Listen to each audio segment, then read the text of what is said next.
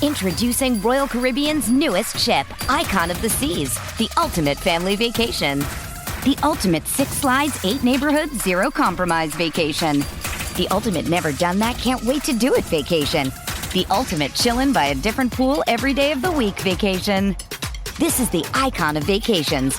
Icon of the Seas, arriving in 2024. Book today.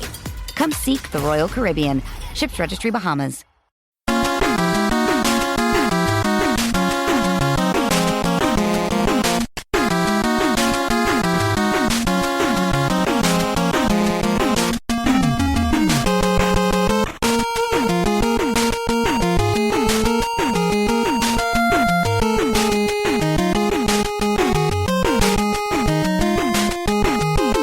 Hockey fans, are you ready to brave the wild? With me, your host, Paladino Joey, or Joey Awajan.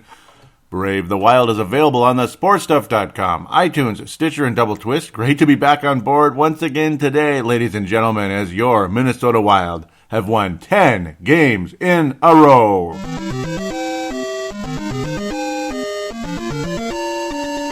That's right, ladies and gentlemen. Perfect name for this episode is The Perfect 10. I mean, it's a perfect 10. 10-0, baby. Crazy, amazing, awesome.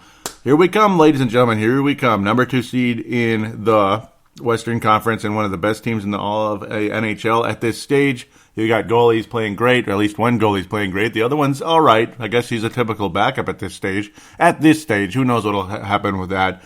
The Wild take advantage of 2 clubs that weren't playing so well, and then they beat 2 clubs that have been playing great over there in the Eastern Conference on the road. Nothing's going to stop us now, right? That's basically what it feels like.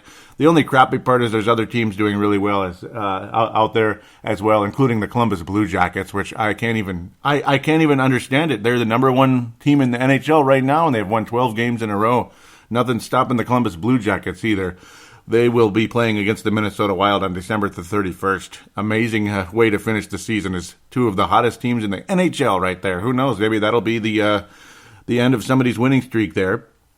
Possibly. Maybe we'll both still be on our winning streaks at that stage is my whole point. And then obviously something has got to give there. And somebody's going to lose that game. So, ooh boy. Stanley Cup Finals, Wild and Columbus. Right? Sounds kind of weird right now, but who knows? I mean, you never know these days. I mean, you had Tampa and Calgary. That was pretty cool. Edmonton and Carolina. Doesn't get stranger than that, does it? So you just never know. I mean, years ago you had L.A. and New Jersey. That was a shocker. So who knows? I'm bouncing all over the place already. Devin Dubnyk against his old nemesis, his old goalie partner, Mike Smith, hosting the Arizona Coyotes on Saturday, December the 17th. Minnesota Wild make it look fairly easy in this one. As far as I'm concerned, a 4-1 victory for the Wild. And of course, the funny part is, you want to have Devin Dubnyk going against his old guy, but it's Darcy Kemper in net, and he was sharp pretty much the whole night. Now, he was sharp against Arizona, but not so sharp against the New York Rangers. He was all right against the Rangers way at the end there, but I don't know. The Rangers obviously adding a few goals at the end. We're getting ahead of ourselves here. Very early, not even 4 minutes in the game, Ryan Suter putting the puck on net, a kind of a quirky shot, deflected a bit possibly, but it ended up being a goal for Ryan Suter. It was just kind of a nice screen type of situation. Too many guys in the way, all of that, and Mike Smith wasn't ready for it. Ryan Suter on the power play with his 5th goal of the season. And then much later at the midway point, after the team's kind of grounded out a bit, you saw some good saves from Mike Smith. You saw some good saves from Darcy Kemper, who actually was the number 1 star of the game, believe it or not. In a game, the Wild won 4-1. Think about that. Darcy Kemper very strong in the whole game. Almost got a shutout in this one. So, unfortunately for Darcy, of course, at the end there, didn't quite get it, and he just still has no shutouts on the season. Tyler Graovac, the 4th-line center, actually 3rd line at times, ended up moving up to the 3rd line because Eric Holla was injured in this game, unfortunately. He only got to play about a minute and a half before he was hurt. They're saying it's not, and you know how hockey is. They don't really ever say what the injury is for obvious reasons, so players don't attack him in that area. Pardon me. So Tyler Graovac becoming the 3rd-line center for here on, at least the rest of this week. But they're saying it's not super serious. He'll be back at some point, but we don't know when yet. Still hasn't come back as of the end of this show after the New York Rangers game. Tyler Graovac moving up to the 3rd line. You see other guys coming up from the minors Of course, Zach Parise also gets sick later on, too, unfortunately. Parise did add an assist in this game. We'll take it. But Grajevac, Hala wasn't hurt yet at this point. Grajevac was still the fourth-line center at this stage. Actually, he was hurt by that point. What am I talking about? Yeah, he was the third-line center. I remember now. And then, of course, the goal he had there. It's funny how he never really passes, does he? Or if he does, it's just, it ends up not becoming a scoring play, unfortunately. Still no assists on the season for Tyler Grajevac, which is pretty crazy when you think about it. But when he does score, it's a pretty cool looking play. It's often a highlight type of play, going around the defender, putting the puck, basically wrapping it around the defender. Nice play. And then, I don't know if it was a centering pass to Jason Zucker or what it was, but it ended up going off of Mike Smith's skate, the back of his skate, and into the net for his third goal of the season. The Wild up 2-0 at that point. Chris Stewart adding one early in the third period from Jared Spurgeon, getting a juicy rebound from Spurgeon there. And a good play, fifth goal of the year for Chris Stewart. So basically a lot of fourth-liners here. Parise, of course, assisted on the Suter goal because obviously that's a power play. You're going to see Stahl, Parise, Suter, guys like that on that play. And you're going to see many empty netters in this week as well, which, of course, the Wild having the lead, teams obviously pulling their goalies, and the Wild capitalizing along the way. Heartbreaker for Kemper, who was spectacular the whole night. Awesome game. The perfect situation for Kemper, like an early game like that. And, a chance to have him come in against a team that isn't so good. They don't score very much. Come in, get a shutout, boost the numbers, boost a little confidence. It's kind of like, it's not quite going down to the minors because these are NHL players. But it's an opportunity to, hit a couple home runs off of a not very good pitcher, if you know what I mean. That's like a baseball version of it. But that's basically what you're hoping for from Kemper. And he did have a strong game, but then Brendan Perlini adding his second goal of the season, unfortunately, late in the game, only less than 2 minutes remaining, and the shutout stolen away by Arizona, and then Stahl a minute later adding the empty netter. Of course, the Wild again, killing teams with those empty net goals during the course of this week, putting these games on ice, and that's all that mattered there. Coyle and Koivu along the way assisting with this one. Interesting line combination there, but of course it was a different situation. You want to have defensive players with the ability to score as well on the ice in this case, and that's what was taking place. Stahl, Coyle, and Koivu, all very good defenders, so nice job by the Wild there, finishing things off in the extra man situation for Arizona. Could not capitalize in their case, and we did, so thank God the Wild get their 7th victory in a row. Then we host the Colorado Avalanche 3 days later. They're hoping that it wasn't too long of a break again, and also we're hoping the same thing. The Wild do not have too long of a break coming up as well here after the 10-game win streak. But Devin Dubnyk back in net against the Colorado Avalanche, and it was a shutout. Dubnyk was awesome the whole game. Koivu was strong throughout the way as well. Good defense. He added another one of those goals along the way. Just an amazing pass from Granlund and a good finish from Koivu. Another one-time shot. He's gotten so good at those. That's kind of been his thing now with his second line, who is just playing better than anybody. I am just amazed by the second line. That was like at the midway point. This was, again, a very physical, nondescript type of game. Varlamov was fantastic. Dubnyk was fantastic. Coyle on the power play, getting a juicy rebound off of Dumba's shot and Eric Stahl's attempt as well.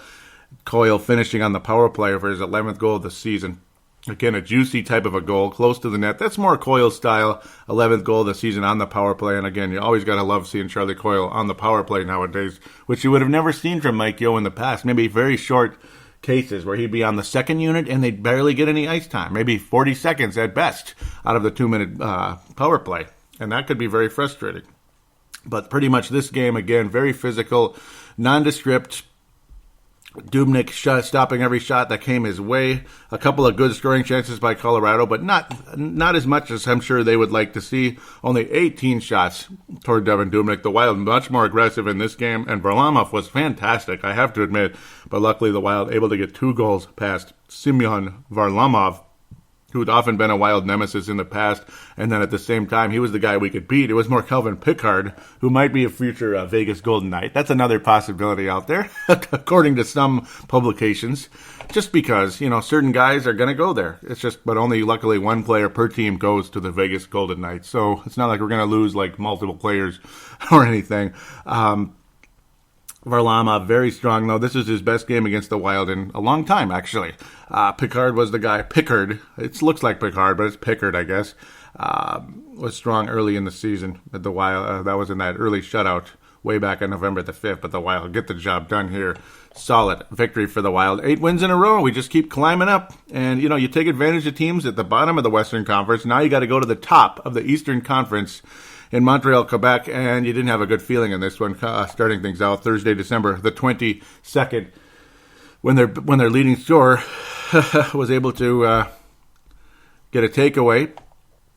Max Pacioretty, I can't say it right. Pacioretty, able to force a turnover and go on the breakaway for his 14th goal of the year, shorthanded. The Wild were on the power play early in that second period. Of course, Carey Price and David Dubnyk, the two best goalies in hockey. Very similar statistics. Dubnyk so far a little bit ahead of Carey Price, believe it or not. Price, that's pretty much who he is. Dubnyk, this is hopefully who he is, that type of situation. But Pacioretty, that's how they say it. Strong attack in the net. He had multiple scoring chances in this game. But when you saw the shorthanded goal by Montreal, it's like, uh-oh. The Wild almost never win here. In fact, it's insanely rare. But then only 5 minutes later, in the second period, Jordan Schrader, who was called up, of course, with Zach Parise being sick. And then, of course, you have another guy coming up in the absence of Eric Halla and Pat Conan. I hope I'm saying it right. I've heard it. Conan. It's like you hear it a million times and then you forget. Because, obviously the guy didn't score many goals. He was pretty nondescript during his time out there. Some scoring chances, nice physical defensive player, a guy who's a 30-year-old minor league, phenom, basically. He's been a minor leaguer his whole career. He's one of the leading scorers of the Iowa Wild. He's been there for a while. Pat Canone, that's how they say it. Strong, more of a physical type of guy, kind of just a hard worker, per se. That's more what he is. And, well, he's doing the job he needs to do out there for that fourth line, centering the fourth line for the Minnesota Wild. Of course, one of the top line guys down in Iowa, believe it or not. But again, not usually the skill level for the NHL, but nice to have him on board. It's a big thrill for him. He's very excited. And this is an opportunity for him to, make a couple extra bucks now. That's cool because you're going to make more at the NHL level than you are at the minors. Eric Halla being out, and of course, again, Parise being out. You have Jordan Schrader down there with Canone, and he had a wraparound goal, which usually doesn't work. They rarely work, but it worked out for him in this case. So, of course, it was unassisted, no pass or anything. He just fought for the puck, got it back from the Montreal defender, and then basically did a wraparound, put it past Carey Price, which kind of caught Price by surprise, and we'll take it. There's your first goal of the game, and it's a tie. All right, we're tied with one of the best teams in the league. How about that?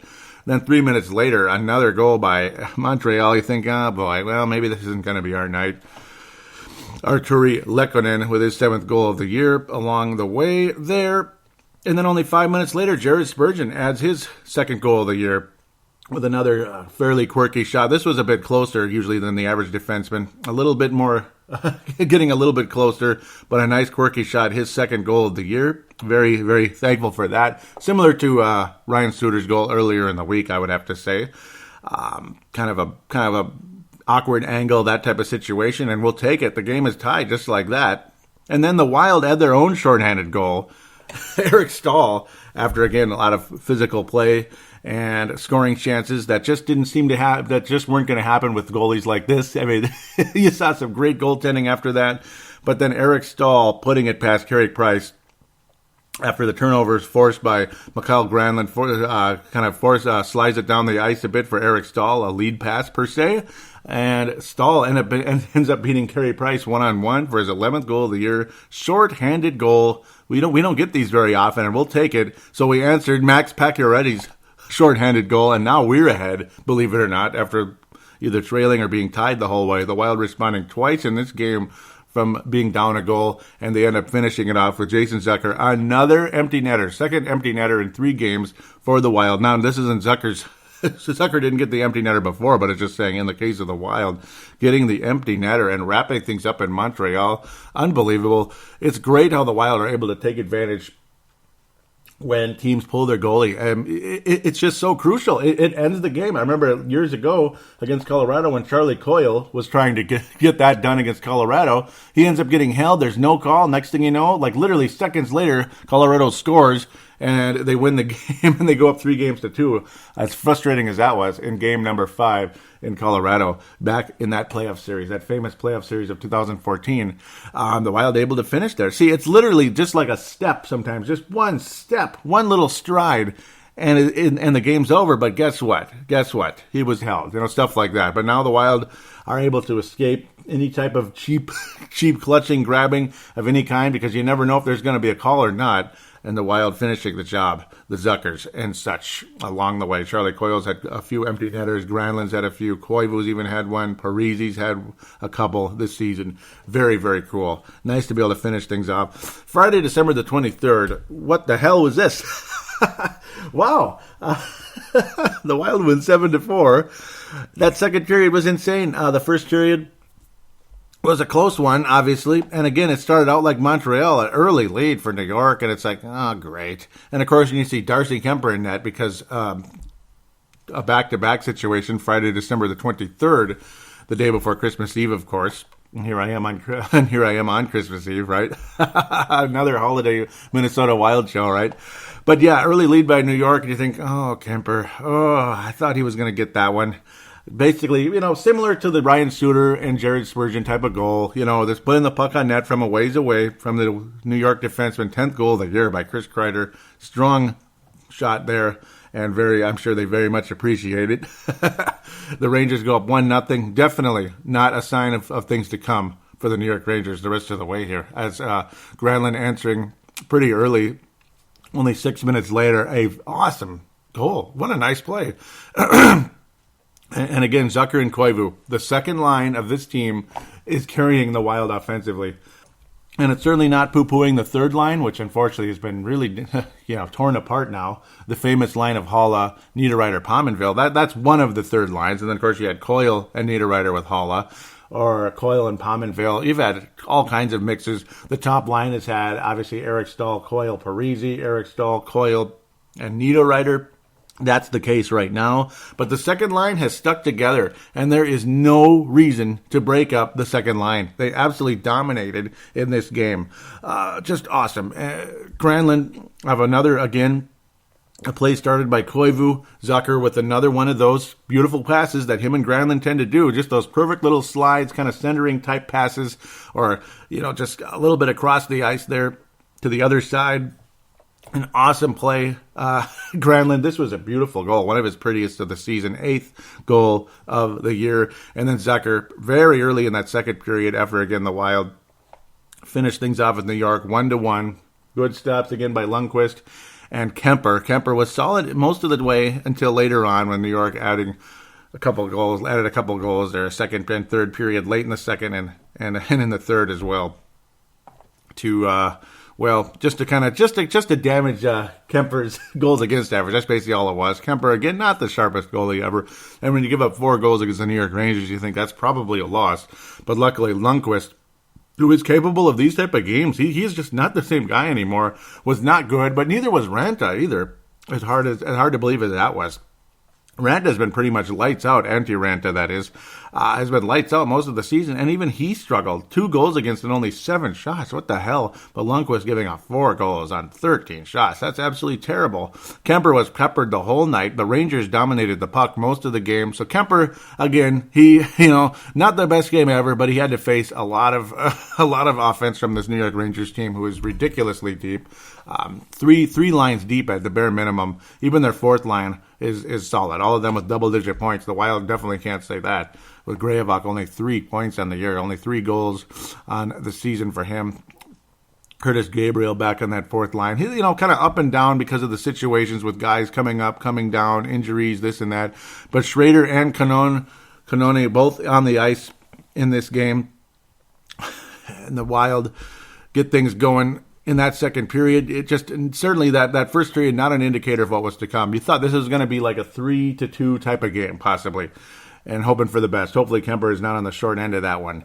But then, yeah, again, Another one-timer from Koivu and another beautiful pass from Zucker. Second line, what can I say? Two points for Zucker just like that already in this one as he keeps climbing up the charts. I don't know if he's going to be made available for Las Vegas because that's probably the guy they would claim. He's from the area, obviously. So why wouldn't they claim him? He's one of the rare Vegas guys out there in the NHL. So why wouldn't they want one of their own on their club, especially when he's this freaking good? I would hate to lose him now. I mean, last year I wouldn't have given a rat's ass. But look at him now. I mean, he's the perfect left winger for that second line. Left wing, right wing, him and Granlund kind of interchange in that situation. And, of course, Koivu was always the center. But a beautiful one-timer again by Koivu, 9th goal of the season. And then the first line said, hey, don't forget about us. The top line with Stahl and Coyle. Niederreiter finishing after Coyle and Stahl setting up some juicy rebounds. It's just Lundqvist unable to glove the puck, and Niederreiter finishes the job. 9th goal of the season for him. Top line says, hey, again, don't forget about us. And then just seconds later, it was like, not seconds later, about a minute later, Ryan McDonough, this is the defenseman, putting the puck on net. Another New York, another goal from far away from Kemper. I mean, Kemper gets beat on these long-distance goals, and it's like, oh, no. This was way far out. Kemper unable to stop Ryan McDonough's shot. Of course, the captain of the Rangers. Good goal. I mean, good for him, I guess. Kemper just not focusing on the puck with this one, unfortunately. Just lost track of it, and the Rangers score to make it 3-2. So just like that, yay, the Wild take the lead, but now it's only 3-2 again. And then again, just 2 minutes later, Marco Scandella rifles a shot on net, puts it past Lundqvist. Lundqvist just hanging his head, couldn't believe it. And then again, 6 minutes later, Zucker with his 8th goal of the season, his 3rd point of the game. Granlund with his 2nd point of the game. I thought it was his 3rd. I thought he assisted on the Koivu goal, but apparently it was there at first and they took it away. So that's unfortunate. Zucker, 8th goal of the year. Another great pass from Granlund, and Zucker finishing the job. Wow. Awesome. Zucker, Granlund, just a beautiful combination right there. He finishes there to make it 5-2, and then it's like, I guess we are going to win. The Rangers then pull Henrik Lundqvist. Just couldn't believe what was going on. The guy was pretty much shocked at that stage. You have Ranta in there, and then Dumba attacking the net off another rebound again from Coyle's shot. Rebound from that power play goal from Dumba. Again, attacking the net, stepping up rather than staying back. In Dumba's case, a little bit risky, but hey, if you can finish. Dumba had to get his own rebound, though, because it was a first stop by Renta, and he put it in. Then the Rangers add a couple goals by Stepan and Kreider. Kreider's 2nd goal of the game late in the 3rd period, so Kemper ends up giving up 4 goals against the Rangers. I can imagine how frustrated he is, and then Coyle adds the empty netter. 7-4 victory for the Wild. 10 wins in a row for the Minnesota Wild.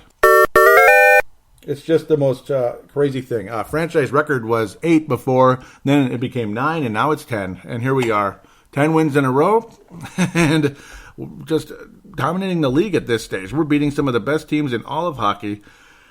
Can't believe it. Still 3 points behind the Chicago Blackhawks, who just, they lose once in a while, but they don't lose that much. Montreal, 46 points in the season. Look at Montreal in the Eastern Conference. Ottawa, 2nd place at 43 points. Look how strong Ottawa is. Even Boston with 40 points. Not the greatest, but Tampa Bay, a lot of us saw them as a Stanley Cup championship contender. They are out of the playoffs, and they're out of the playoffs by a wide margin at this stage. Columbus, though, with 50 points. Best team in hockey. Only 5 regulation losses on the year. Ruh-roh. That's not good. I'm a little bit worried about that. That's not going to be easy to beat, is it? But it is what it is. We'll have to worry about that when the time comes, if the time comes. Just look at Philadelphia. They won 10 games in a row, and they're barely hanging on to the playoffs right now. That's weird, isn't it? They won 10 games in a row. And, wow, that Eastern Conference just scares the living crap out of me. You got Carolina. They're 4 games above 500. They're not even close to the playoffs. The Islanders, a team that were, on the rise the past couple of years, dead last in the Metropolitan Division. Weird. I mean, I can't even explain it. But right now, the Wild definitely the number 2 seed in the Western Conference right now. In terms of points, San Jose leading the Pacific Division. Edmonton still very much in the picture there, so good for them, even though they're coming off of a recent loss. Only 1 point behind the Sharks, who are again leading the Pacific Division. Anaheim, Boudreau's old club, in third place in that Pacific Division. And then you have the LAs, the Calgarys, hanging on to the wild card positions. They lead Nashville, Dallas by 3 points, and Winnipeg. There's a logjam there, and then it gets kind of crappy with Colorado and Arizona and such, and Vancouver very much out of it. I'm glad that's not us. The Wild very much kicking ass in the Western Conference right now. The Blackhawks did lose, but they still got a point out of it as it went to OT. They actually lost to the Colorado Avalanche most recently, which is pretty funny. But again, they still get a point out of it. That's too bad. I wish it didn't go to overtime, but thank you, Colorado, for getting only your 25th point of the season. Wow. They hold the mighty Blackhawks to only one goal in Chicago. I can't even imagine their fans out there booing the hell out of them. Columbus beating Montreal very recently.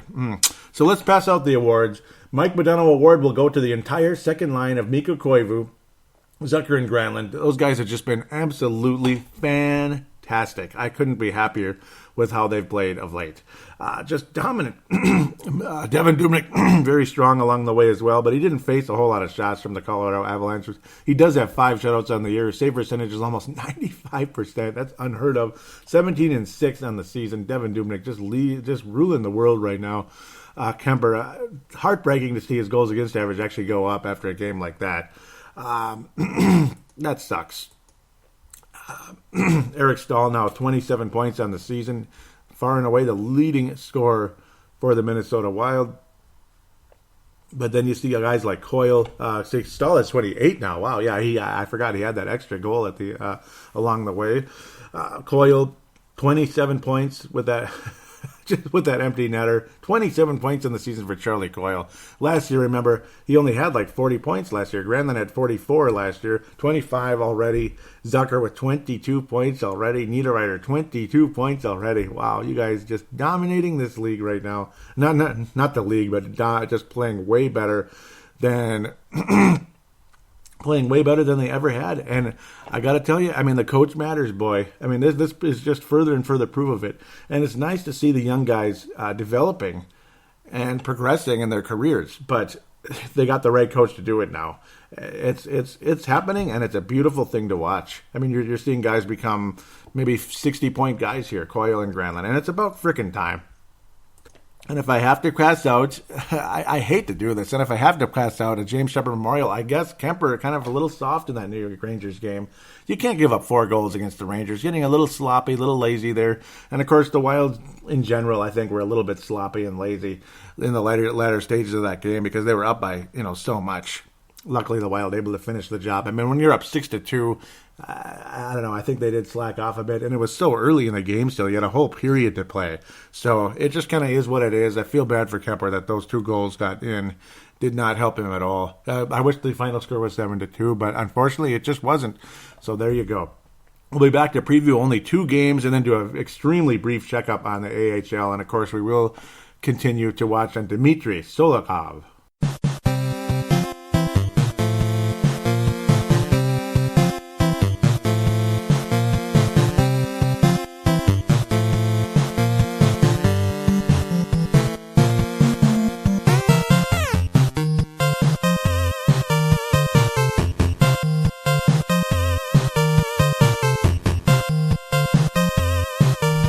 We are back here on Brave the Wild, segment number 2, and of course the final segment as we preview only 2 games here. We are not going to wrap up the year for Brave the Wild because guess what? Next Saturday will be December the 31st, and I will be recording that morning before the Columbus Blue Jackets play the Minnesota Wild once again on December the 31st. The Wild have played them many times. It seems like it's either them or St. Louis every year. Kind of funny, but this one has a little bit more meaning than those in the past. In the past, it's like, okay, you have your New Year's Eve game and such, but now you have 2 of maybe the best teams in all of hockey. I mean, Columbus is a team that has struggled pretty much since they started in the league, as this is our sister club. The Minnesota Wild and Columbus Blue Jackets are the last expansion teams in the NHL until finally the Vegas Golden Knights 16 years later. I mean, that's a long time, man. And here they are, ladies and gentlemen. Actually, it'll be 17 years later. 17 years, 2017. That's a long time between expansion. Then to think it's crazy how old the Wild and Columbus have been. Columbus has only made the playoffs once in their history, and they were out in the first round, where the Wild playoff history is a little bit stronger. Not spectacular, but they've had some playoff history. Of course, you had 03, which is one, and then you had 6, 7, and then 7, 8. So that's 3. And then, of course, we've been to the playoffs. Was it 4 years in a row now? I do believe. You have the year where we lost 4-1 to Colorado, then to Colorado, to Chicago. And then the next year we beat Colorado, lost to Chicago, and then we beat St. Louis, lost to Chicago. Wow, that's 7. And then, of course, last year lost to Dallas. So the Wild have been to the playoffs. No, it is 7 times. Pardon me. Yep. My count is all messed up. 7 playoff appearances. That ain't bad, considering, it's not the best ever. But considering it's a franchise, they usually start out slow. Columbus obviously has been through hell and back. And to think they have the best record in the league now. So I guess patience may pay off for that club. Hopefully they don't win the Stanley Cup, though, unless we're not there. I mean, if we're there, we'll take it. If they're the only team there, I guess go Columbus, as much as that would make us look kind of... It would be frustrating to see them just kind of skate past us like that out of nowhere.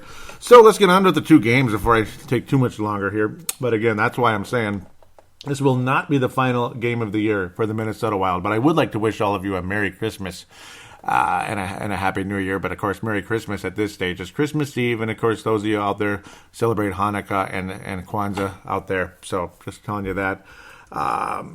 Enjoy as well. Happy holidays to those of you there. And Merry Christmas to those of us that do celebrate it, very much so, and I enjoy it very much.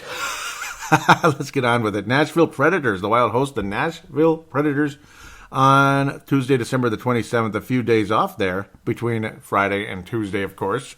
And Devin Dubnyk will be in that 100% chance, barring some type of injury, and I pray to God there won't be. Please, Lord, don't let there be an injury.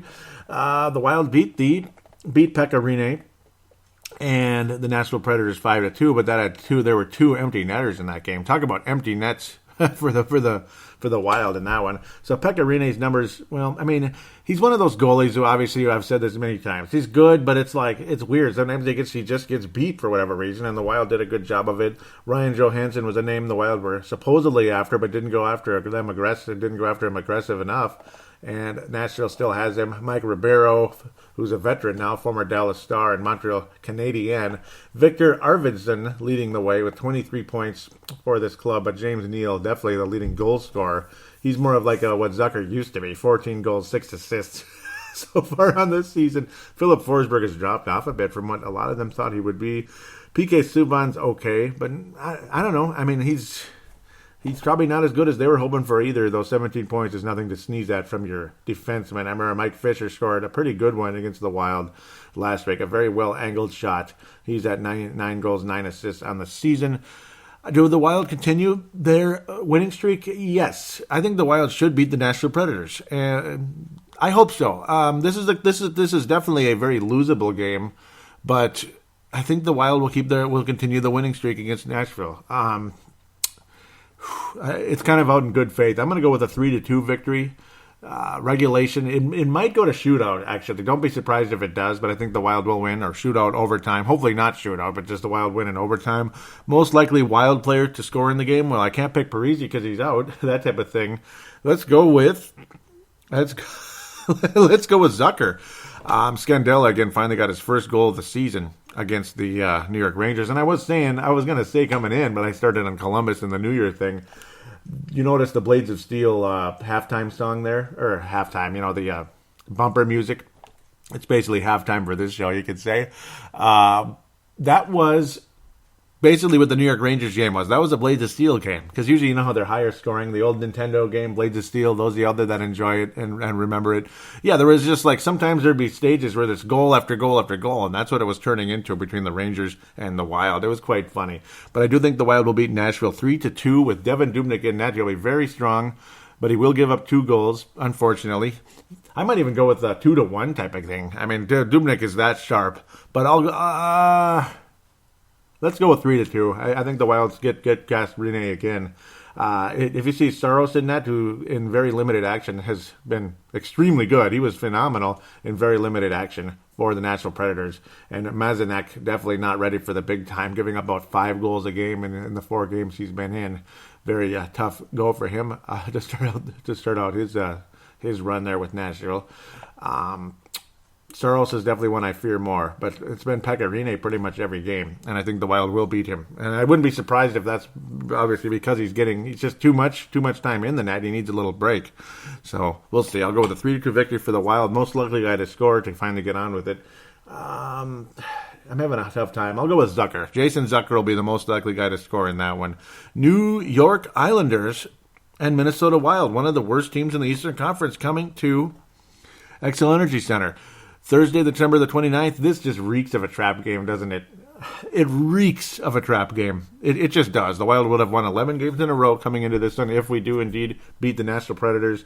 New York is a talented team, but they've had an awful season. Awful. Jaroslav Halak, who's been their main goalie, is giving up over 3 goals a game. Save percentage still above 90 because he's been peppered. Thomas Greiss has been much better thus far for the New York Islanders. Much better. Not great, but a really nice save percentage, over 92 so far. The Islanders crushed the Wild way back on October the 23rd. Just an awful game, 6-3 on the Isle there, or actually in Brooklyn. I wish it was still on the Isle, but I don't know. I hate that they moved. It sucks in Barclays Center. Only 11,000 people in attendance at that game, too. What the hell was that? Parise netting his first 2 goals of the season, which is pretty crazy to imagine it took that long for him to finally score, and he was able to get 2 goals in that game, but just an awful, awful night. Again, this was Darcy Kemper. Yep, and you will not see Darcy Kemper in net this time around. And Thomas Greiss, when I saw him, I was like, crap. I was hoping for Halak because maybe we'd win the game. Unfortunately, it did not work out well at all. Just an awful overall game. Cal Clutterbuck was his usual annoying self. I'll pick Nino Niederreiter to be the most likely guy to score in this game. Devin Dubnyk has got to be in goal for this game. He has to. And, of course, again, we're going to probably have to see Devin Dubnyk in goal for all 3 of these games. The next one that I'm not going to preview it until next Saturday. So only 2 games to preview this week. That might be why I'm rambling on a bit. Sorry. I try to keep going here. But this just reeks of a trap game. Oh, I don't want to pick a loss. I don't. But, I think to be on the safe side, I am going to pick, if Dubnyk's in net, there's no excuse. We should win the game. So, hopefully Halak is in net, hopefully. But, Greiss should be beatable. Most likely guy to score will be Niederreiter, though, against his old club. And he better. He's done a great job for us versus what he did over there in New York. I still can't get over that. 55 games and only 1 goal, 1 point. Still can't even get over that statistic years ago. And that was an awful Islanders game. Oh, this is a tough one. I think to be on the safe side, no, this isn't Mike Yo's team. See, if it was Mike Yo's team, they would lose this game. How about that? Let's look at it that way. I'm going to pick the Wild to win both of these games. I hope I'm not wrong. With Devin Dubnyk in net, the Wild should win the game. Let's put it that way. 3-1, the Wild will win. Dubnyk will be phenomenal, and the Wild will beat the Islanders 3-1. 3-1, yes, because the Islanders, you can score on them. It's just that they have an offensive team, though. Of course, John Tavares will score the goal, though, for New York, most likely. I'm sure Nick Leddy will factor in something there, maybe an assist. Maybe he'll score a goal in the game, and it'll be 3-2, or especially if the Islanders win. That would totally figure, as Nick Leddy always comes back and bites the Wild against the club that traded him away for basically nothing. That was heartbreaking. But the Wild will win 3-1, in my humble opinion, with Devin Dubnyk in net and Nino Niederreiter most likely guy to score. The Wild should beat this team. They're not very good. They're really not. There's just no excuse. The Wild should win this game. I can't say enough. But it just has that trap game appeal to it that drives me crazy. But, the aura around this team is totally different than it was like about a month ago or so, and of course under Mike Yeo. Completely different, because they still had that Mike Yeo vibe to them a month ago, which drove us all crazy. But the Wild will win 12 games in a row. I guess we're going to be just like Columbus and have 12 wins in a row, and then we'll meet up with Columbus, who hopefully will have lost by then, and we can take them out. We'll see what happens, or maybe we'll end their win streak. We'll just have to wait and see what happens. I'm not going to really look into the college players right now because they're all basically off. I mean, there's no college hockey right now during the Christmas season, the last couple of weeks of Christmas here. So nothing really to look at there. Dmitry Sokolov watch. The Dmitry Sokolov watch. 30 points in 30 games, 22 goals, 8 assists for the Sudbury Wolves. Just dominating over there. Again, can't wait to see him in Iowa at some point, maybe next year, because I believe he'll still have to be signed. He is obviously a property, but he has not been signed yet. You have to sign him, and that's how you can get him in your minor league club. But he is already in the United States with the Sudbury, not the United States, but in the Western Hemisphere in Canada with the OHL's Sudbury Wolves. So there you go, guys. There you go. Other than that, let's check in on Iowa. Not a whole lot going on. I mean, it's mostly goalies. The goalies that are doing really well down there. Steve McCulloch continuing to drop that goals against average at 2.85, and of course Alex Stalock 2.76. He's got a winning record for the Iowa Wild at 8-7. He's been extremely strong. McCulloch has faced more shots, but other than that, not a whole lot going on with the offense down there. Lucia added his sixth assist of the year, woohoo, the past week. Not a whole lot much else to talk about. Alex Tuck, I believe, added a point from last week. He's at 16 at this stage. Mike Riley, it's still at 12. Olofsson's been at 12 for almost a month now. He started the season so strong, and it's gotten much quieter, but at least he's staying healthy, bottom line. He has missed 2 games, though. Alex Tuck is the only guy to play all 30 games for the Iowa Wild at this stage, whereas certain guys, of course, have been called up, like Timo Pulkkinen, who was up here against Arizona. He's back down again. Schrader's been up the past couple games, and I thought he's done well. Good for him to score again. But I mean, obviously Alex Tuck's still developing down there, and he's doing pretty well. He's doing a good job. You also heard Chuck Fletcher on the Sid and Dave show. Of course, Sid Hartman injured with a hip, obviously broken hip when he slipped on the ice. That's been a story across town. So he wasn't on that show. It was with Mike Max and Dave Mona on WCCO. Chuck Fletcher was saying that Alex Tuck might be in the NHL in the next couple months. By the end of the year, Alex Tuck could possibly be in the NHL by the end of the year. So that was an interesting note there. It was kind of like he kind of said it quickly, not like obvious, and they didn't continue from that. But it'll be interesting to it's an interesting possibility, and I would not be surprised if he was a late call up at the end of the year, just to at minimum get his feet wet. It's not anything like Alex Tuck's an NHLer now. It's more of to get his feet wet and then come into camp next year with a legitimate shot at making the club next year. Maybe get on that third line, something like that, to start things out and go from there. It all depends on obviously free agency, and of course the possibility of somebody's going to get scooped up. Will it be a forward? Will it be a defenseman by the Vegas Golden Knights? We shall wait and see. That's going to be a topic most of the year. Certain publications had Jonas Brodin go in there. No way. I don't think the Wild are going to leave him unprotected. And if they do, he's probably going to be the one taken, depending on who else is available. I mean, obviously Jason Zucker. If Zucker gets taken, which would be really sad considering how great that second line has been, Alex Tuck, if he's ready, he will most definitely be in the NHL next year, and be one of the forwards. Unfortunately, he's a right wing, but then again, that's where you just have Granlund on the left because he's an interchangeable guy. So that probably would be a perfect second line, actually. Get Tuck going with a couple of guys that really know how to set him up and get things going, and he can set them up as well because he gets goals and assists. He's a multifaceted guy. Sorry for bumping the table there. All right, so let's wrap things up. Want to wish you again a Merry Christmas, and we'll talk about New Year's next show. Hopefully the Wild do continue this winning streak, keep things going in the right direction. Would be very awesome, very happy for all of us. If we continue things going, 12 wins in a row, that is just a crazy thought. It was unheard of for the last, 17 years, basically. And here we are. We've got 10 wins in a row, and that's what happens when you get a legitimate coach and you have players to, at least do a good job. Because when Lemaire was here, for the most part, you didn't really have much. You had some good gutted out players, but you didn't have the depth that this team has. They're not all superstars, but there are a lot of good players on this roster. You have 3 lines that can play, and then even that 4th line fits their role greatly. So that's very helpful. And as long as guys can stay healthy, fingers crossed, this team could go a long way this year. We can get to the Western Conference Finals possibly, and maybe the dream of a lifetime after that. Who knows? So, and that's not just getting to the finals, that's winning it. So we'll see. It's all long way to go. Nobody wins a Stanley Cup in December or January or March or even April. So it's a long way to go. But I hope this team continues this direction. It would be greatly, greatly appreciated. You will have home ice advantage in the playoffs, hopefully for the whole time, maybe for an extended period. We'll see what happens, though. It's exciting to think about. I want to thank you guys again for your support of this show. Please do give a positive rating if you could.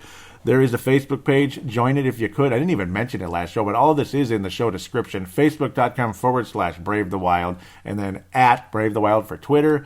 Paladinolive@yahoo.com is the email address if you want to send an audio submission to that. Say you're out of the country, you can use a voice recorder on your smartphone, smart device, and email it to paladinolive@yahoo.com. You just treat it like a call. And, of course, the phone line is 209-736-7877, 209-736-7877. It is a voicemail. Do treat it as such. Mention you're calling into Brave the Wild. Do your statement, shout-out, question, comment, whatever it is. Keep it to them in a minute to 3. You could go up to 3 minutes on this show. I'm very willing to give you even 3 minutes if you really, really, really want to go on and on for a little while there. Just try to stay on topic as best you can, and there you go. Talk about prospects, talk about the play of the team, whoever it is, maybe Charlie but whatever it is. You get the idea. There's the call now button also on the Facebook page, which goes directly through there if you're international too. So there's multiple ways to get on this show. Get your voice on here with mine. It would be greatly appreciated. And please give a positive rating on iTunes or Stitcher for Brave the Wild if you could. It only helps. It only makes the show more attractive to potential new listeners out there that may be searching for a Minnesota Wild podcast. Thank you again. God bless, and Merry Christmas to all, and to all a good night.